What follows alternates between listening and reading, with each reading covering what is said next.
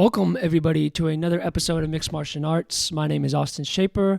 Off the bat, I want to apologize. Where have I been for the past week? We like to stick to the Monday, Wednesday, Friday release schedule, and I was missing in action. There's a reason for that. I did just get married. Yesterday was our wedding. So I just had a busy week, had a lot going on, and I did not get around to being able to record and, edit and upload an episode. That's not to say there was nothing going on. There's so much going on, and it's overwhelming in both the UFC world, the geopolitical theater, and the UAP world, I guess you could say. Today's going to be a UAP episode. I'm very annoyed because I tried to record this a few minutes ago, got to the very end of the episode, and the dumbass boy didn't turn his mic on. I saw the green light. Thought I didn't need to double check it and recorded an entire episode. So fun times. You got to take your L's when they come, though. So we're doing it again. I'm going to try to keep this one a little more clear and concise because I'm hungry and I want to go to have lunch. But for any of those curious, the wedding was amazing. It was a great day. We're going to be taking a little trip tomorrow, maybe to Columbus or Red River Gorge, Hocking Hills. Get an Airbnb, just relax for a day. But you can count on an episode both tonight, Monday. Right now it's about 11:30 in the afternoon on the 26th. Expect an episode out on all platforms tonight, and then back to the Wednesday, Friday for both UFC and the World War III episodes. So apologize for not being able to hop on last week, but just had so much going on, real life stuff. That being said, good Lord, the UFO community is in turmoil right now because there's so much going on. We're going to start with the Canadian letter that, investigative journalist, documentary filmmaker Jeremy Corbell dropped a few days ago. This is a Canadian letter that has been corroborated through Ross Colhart, who, as I mentioned in the last episode, I consider him to be the voice of reason in this community, one of the voices of credibility. And he corroborated this letter, said they've both been hanging on to this for quite some time now.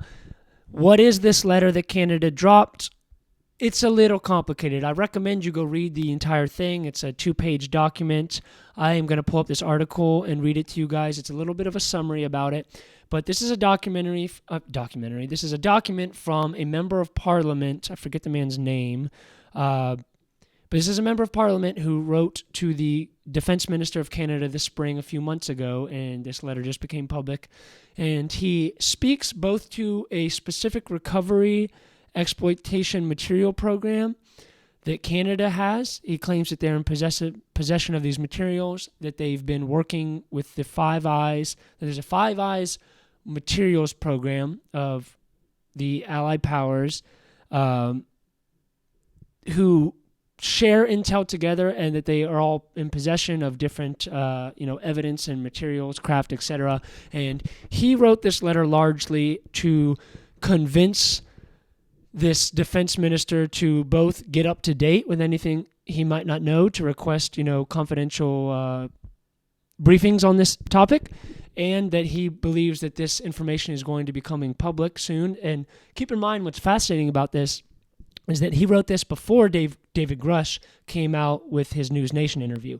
So he knew that there was going to be whistleblowers coming forward, probably a byproduct of this bill that was passed last year with the Whistleblower Protection Act. So this man, whether you want to say he's just possibly interested in UFOs or he is actually in possession of a lot of information and evidence we don't know about, and that's why he's writing this letter. Either way, it's very interesting that this man knew about these whistleblowers coming forward months before they actually did come forward in the public sense. So it says, a Manitoba member of parliament wrote Canada's defense minister this spring, suggesting the country has participated in a secret multi-nation program devoted to the recovery and exploitation of material from unidentified aerial phenomenon. Last week, the podcast Weaponized published this letter that appears to be from Brandon Soros. This is weird. It says 2 names. Brandon Soros, Member of Parliament Larry Maguire, so I guess his name is Larry, addressed to the Defense Minister Anita on March 22nd, citing meetings with unnamed American officials. So he's claiming the American government is meeting with American officials, and he has documentation of this, or that the Canadian government does. He suggests Defense Research and Development Canada is in possession of recovered UAP material. As Minister of National Defense, you may or may not be aware that they've participated in efforts to analyze UAP. It is incumbent your department inform you what collaborative efforts have been occurred within our allies and the details of existing agreements and the memorandum of understanding that govern the program and may have been coordinated through global affairs. The letter refers to the Five Eyes foreign material program, of which many of us in the UFO world have never heard of before. I think Jeremy Corbell himself said he had never even heard of it. He says it exists between the Five Eyes, which are Canada, United States, United Kingdom, Australia, and New Zealand, that has been sponsored by the Canadian Forces Intelligence Command. He goes on to write, it is essential Canada's chief science advisor be let in on the program, and he talks about that there's going to be public revelations coming forward this year, and that it would be a wise move to get ahead of them so that we do not eradicate the trust from the Canadian public. That's fascinating to me. I really recommend you guys go read the letter in its entirety, but that's very fascinating because, one, as we said, this man works in the Canadian government. Two, he knew about these whistleblowers, such as David Grush, coming forward before they did. Three, he wants this defense minister to be briefed on topics he has not been briefed on, most likely. And on top of that, he wants to do this before the public becomes increasingly aware that Canada has evidence of these things so that the trust in the government is not eradicated. We talk about this a lot in the community, that the revelation of this and probably the barrier to entry of revelation about a lot of the things involved in this topic are what it would do to the trust of the government by the public. This man appears to be trying to get ahead of that. What's interesting is the UFO community is very split on both the legitimacy of this letter. Not necessarily is it a real or is it a fake. Most people tend to believe it's a real, but they think, oh, okay, this guy's just like he's in the lower government and he's just enthused in the topic. It doesn't necessarily mean that that this is some huge revelation. I'm somewhere in the middle. Truth is Dead here on Twitter says this is just another psyop. The Five Eyes aren't magically disclosing UFO information after 80 years of denial. There's something more going on here. I do believe there's something more going on because it's very odd that after being quiet for this many years, all of a sudden they're coming forward with these things like Arrow. I find Arrow, we're going to talk about that in just a few moments with the next topic. I find Arrow to be just a shell company. I think it's a farce. I think it's garbage. But it is interesting that they're going from this complete denial to now starting to allow whistleblowers like David Grush come forward. These bills are passing. So there's an obvious shift in the momentum. Where that momentum is heading, hard to say. I do agree with Truth is Dead here on Twitter. There is something more going on. Is it just another psyop? They're not going to magically disclose UFO information after 80 years of denial. Hard to say because due to maybe the increase in both sightings, the technology we have as far as cell phones, on top of how many government and contractor officials, employees have witnessed or had privy to this kind of information now, maybe it's just becoming more increasingly difficult to keep this under wraps. That's possible. So I don't know. I do believe there's something more going on. What that is, open to speculation. But if you're in the UFO community, it's nothing but a win because at this point, we just want to hear something. We just need to hear some sort of confirmation. We are desperate for it because the lies have been going on. If you believe David Grush now, who claims that the first craft was recovered in 1933, that would mean this has been going on for 90 years of lies and murdering people and cover-ups and a total distortion of reality for all of us who are living without knowing what this phenomenon is. And as I love to tell people, not only am I not an authority on this issue, I don't even fucking know if it's aliens. I don't know if you call them extraterrestrials. I don't know what this is. It could be time travelers. This could be interdimensional beings. It could, in fact, be aliens from another planet, another galaxy, another solar system. All those things are possible, and there's probably some other possibilities that I haven't even considered. Maybe they're metaphysical, just spiritual beings. I do not know. The only thing I claim to I can't say no, but what I believe 100% is that this is a real phenomenon. I think the government has begrudgingly even admitted by releasing, the beginning in the New York Times article and the video evidence, this is a real phenomenon. I don't think that's up for debate. If you want to debate that that's even a real phenomenon, you got no argument with me because I think we're on just two different worlds. Now, could it still be some Project Bluebeam stuff where they're faking a lot of this to move this to one world government, something like that. It's possible, yes, it's possible, but the phenomenon itself is a real phenomenon that makes me so intrigued and so curious because I just don't know what it is, and I know that for them to cover it up for this long and to such a degree means that it's big.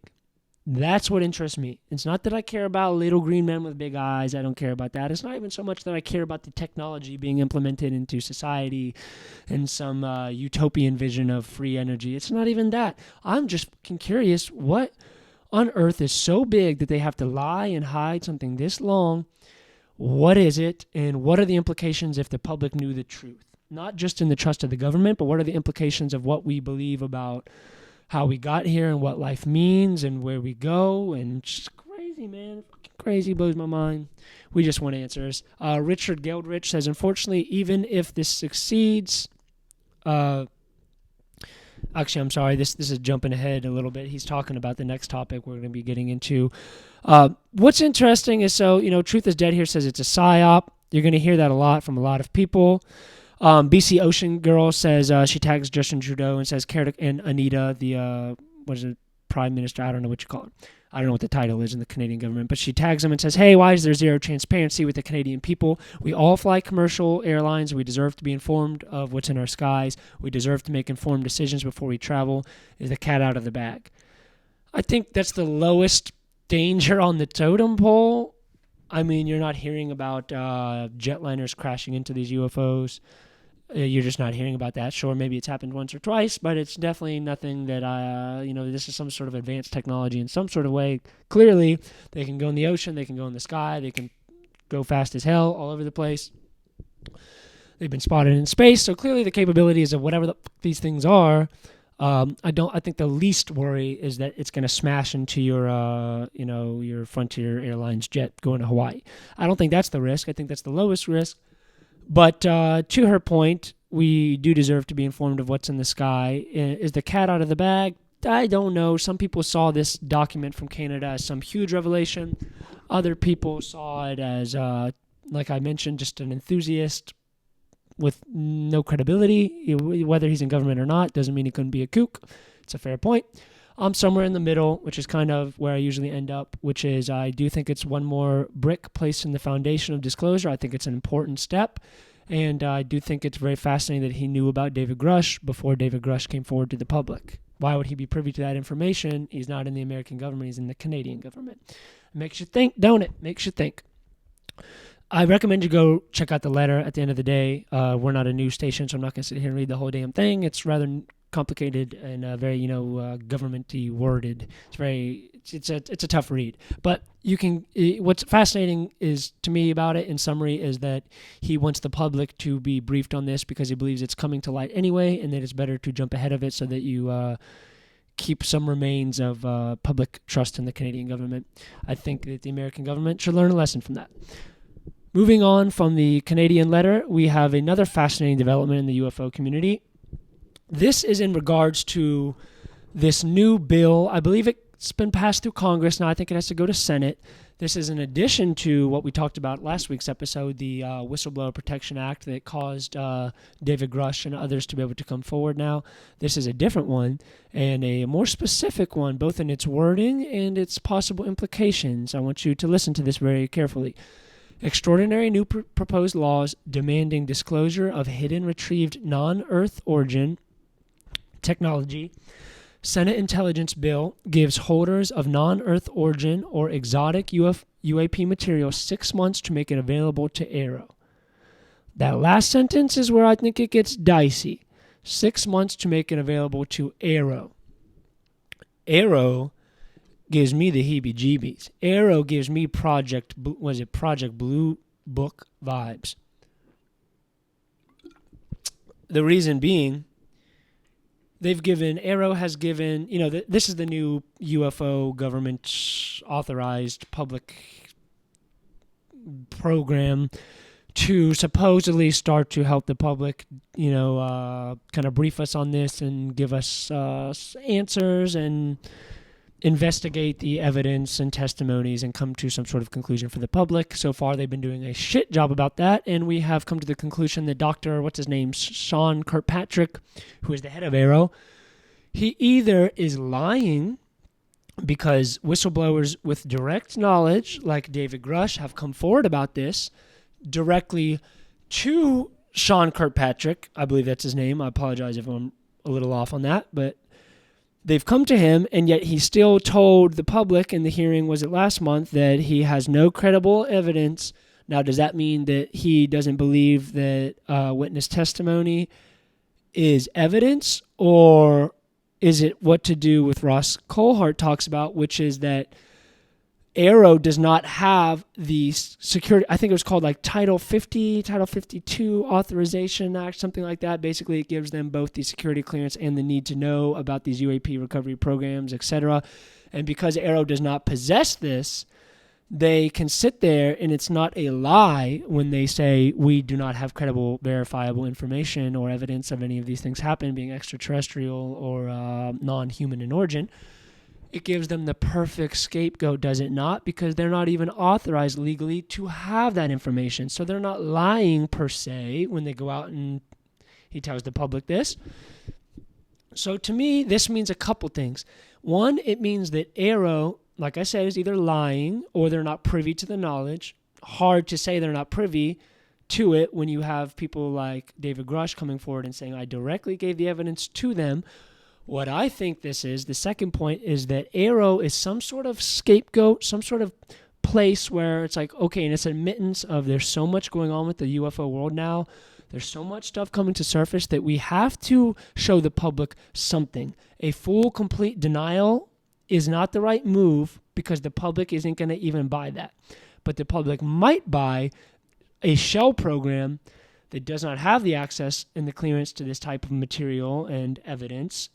And so they can be the ones in the front line where we both send whistleblowers who come forward because of this Whistleblower Act and potentially come forward because of this disclosure bill about the UAP recovered non-origin technology.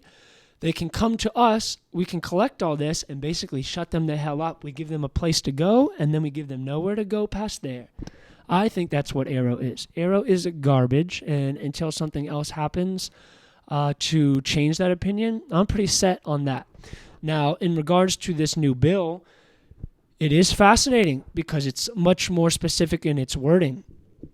Last year's bill gave whistleblowers the ability to come forward in regards to anything as far as the UAP phenomenon, but it was a rather vague bill, was it not? And I think it was an attempt to bring forward people who had signed non-disclosures, and so they could not talk about it or had fear to lose their pensions or retirement funds or credibility, their career, all those things. This bill is saying, I forget, you're going to have to go read the bill because, again, this is a news channel. I don't want to break down the entire thing. I would like you guys to go do your own due diligence about that and come back to me with maybe an opinion or a reaction about it.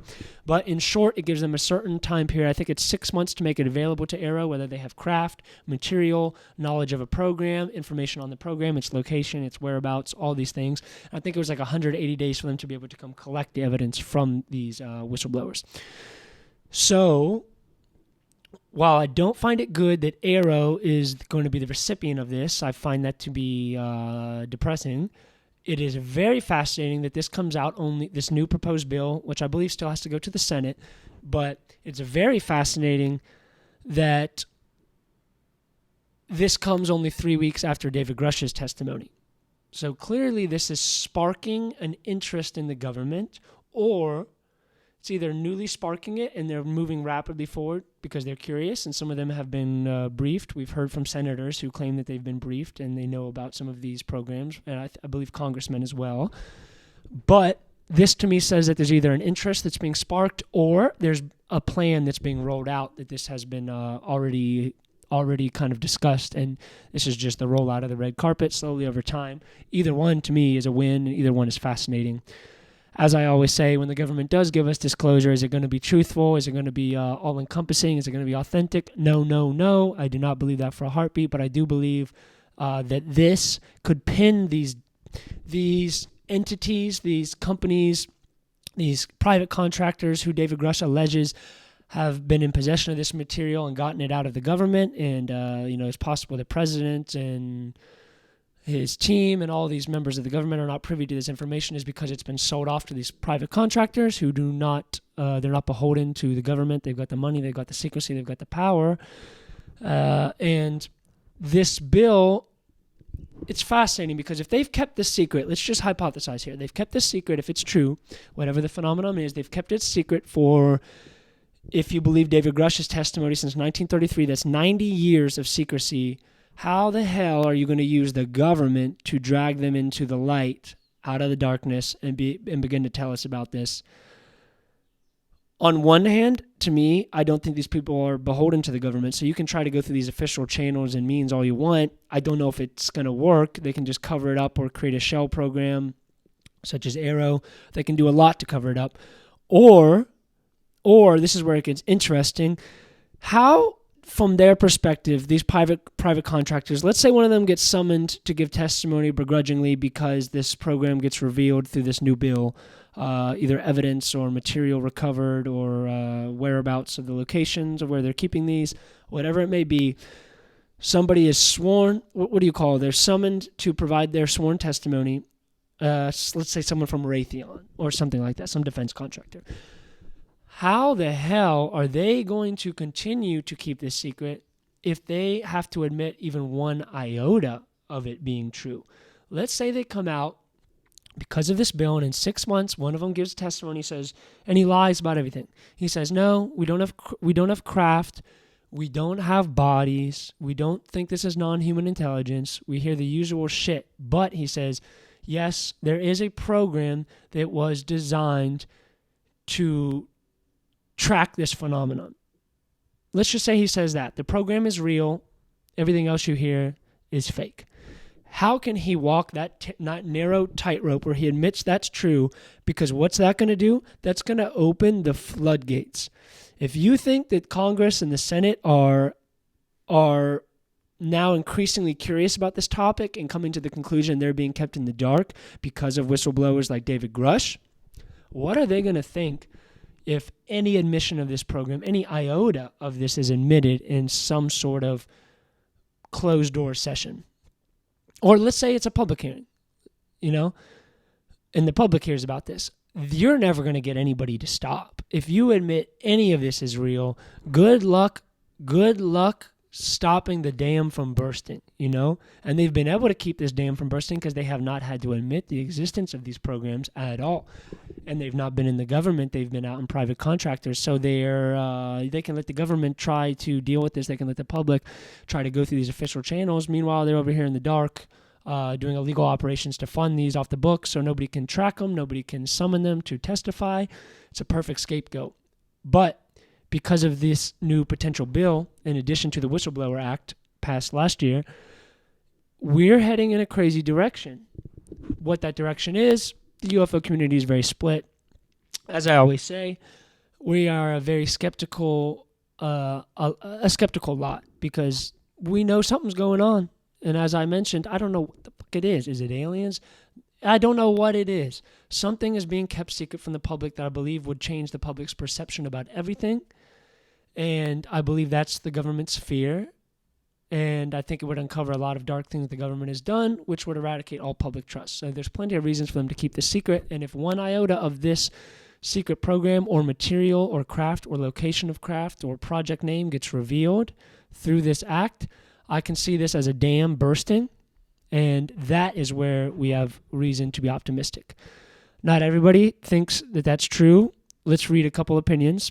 Truth is Dead says this is just another psyop. The Five Eyes aren't magically disclosed. Sorry, that's from the Canada. He thinks they're not going to disclose this information that's been kept for secret. Forking Gizmo says he's just talking about rumors. This bill is just talking about rumors. Eric HZ says Ross Colhart noted very recently he knows a lot about this. I don't know, man. I don't know. It seems like Jeremy Corbell and Ross know about a lot of this before we do. I think a lot of those comments I just pulled up were more in regards to the Canadian document. Let's see what Alien Whisper says on Twitter. He says, but if I read it right in regards to this new bill passing, he says, they must pass the material to AARO to study the material. ? That sounds like a waste of time. Why do they have to study the material if there's other teams who study this already? Couldn't agree more. I think AARO is the worst place to go. I think it's a perfect scapegoat to send all these.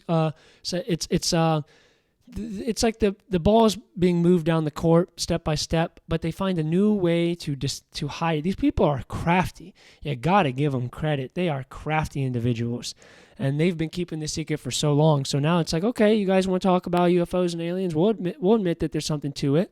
We don't know what it is. We'll even create a program designed just for this, so that the public can believe we're working on this day and night. We're putting money to it. We're going to figure this shit out. And then what do? All these whistleblowers coming through this new bill, if it passes, all these people who know about these recovery programs testify to AARO, just so that AARO can turn around to the public and not tell them about any of it, say they have no credible evidence, they have no verifiable evidence, and then the cycle goes on and on and on. It's genius. It's mad genius shit, man.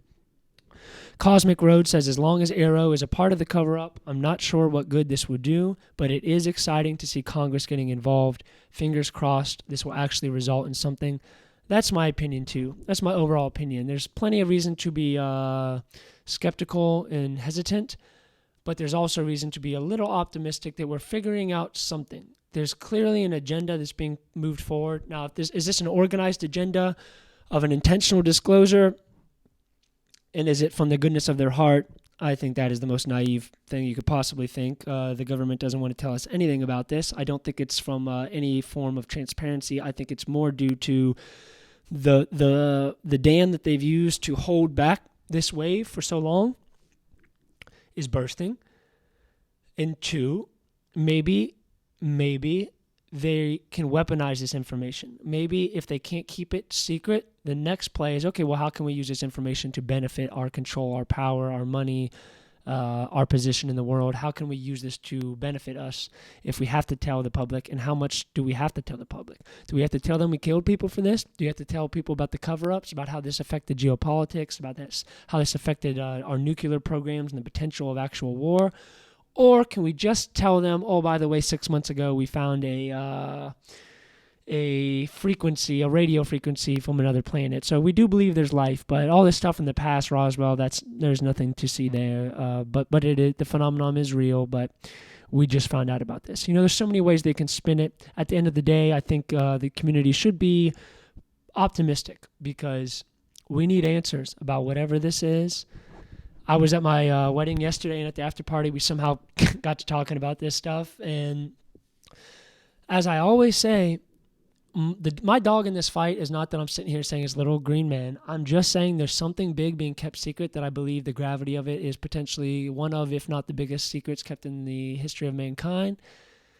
I think there's an obvious push to reveal something to us. Is that the authentic truth? Doubtful. Is it something that could still open up the floodgates? Yes. And are bills like this passing, this second one, I believe it still has to go through the Senate to be able to pass, but it looks like that's probably going to happen. I don't know who's going to be opposed to this. Seems to be a very bipartisan issue right now, which is a good thing. I don't think Congress and the Senate like being blocked out of this stuff. I think they have egos. I think they like their classified briefings, and I don't think they like that the public is starting to roast them every day and say, how the hell are you guys in the government? You don't know shit about this, and we're in the public, and we know more about it than you do. So it's a fascinating conundrum. It's a fascinating group of events that are happening, and we have reason to be optimistic, guys. I don't know what's going to happen over the course of the next couple months, but look at the bills passing. I believe Ross Coulthart came out and said that there's more stuff coming from David Grush soon. Be that more interview time or possibly, as we've seen, just his testimony he gave 3 weeks ago. Now we got another law being proposed. So the ball's moving forward. So I would not give up hope. My uncle is a little bit more on the pessimistic side. He believes that we're never going to get disclosure, and if we do, it's going to be a fake disclosure.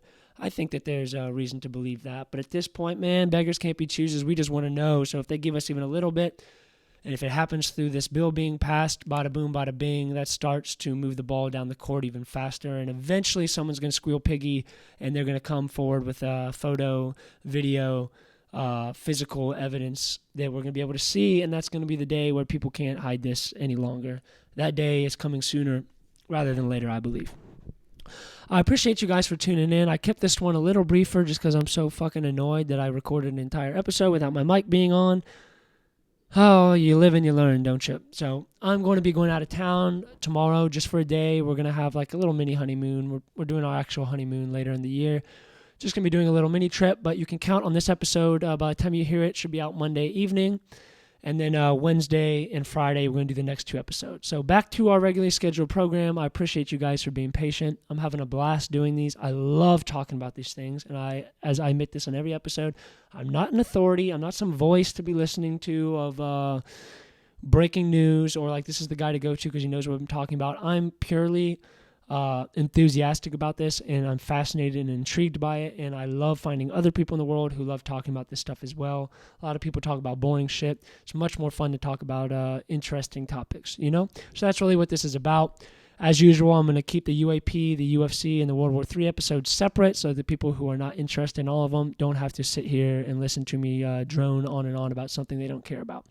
I love doing this. My only ask, I have no goals with this. I'm just doing it for fun. My only ask is that if you do enjoy this, you can help me out in this way. It's free. Hit the subscribe button on YouTube, or if you're listening to me on the podcast app, Apple Podcasts or Spotify, follow me. I really want to reach 1,000 subscribers. I don't have a goal, but if you put me against a wall, backed me into a corner, said, what's your goal with this? I would say right now it's just hit 1,000 subscribers, not for money or anything like that. I just want to be able to go and do live chats. So maybe every time I do an episode like this where I record it, at the end of it, I can hop on and do like a 30-minute, 1-hour live chat about maybe the show or the topics of that day, and we can talk back and forth in live, real time. I would love to do that, but YouTube does not allow you to do that until you reach 1,000 subscribers. So that's what I'm looking forward to doing, and I need your guys' help to do it. So if you like checking out music, I have music on my channel on YouTube at Mixed Martian Arts. Hit the subscribe button, follow on the podcasts, and other than that, new episode coming Wednesday and Friday. I love you guys. Thank you so much for tuning in. I hope you have a great week. And go read those documents, man. Check it out. There's some crazy shit going on. And here at Mixed Martial Arts, we're going to be covering all of it. So I love you guys. Peace out. Have a good day.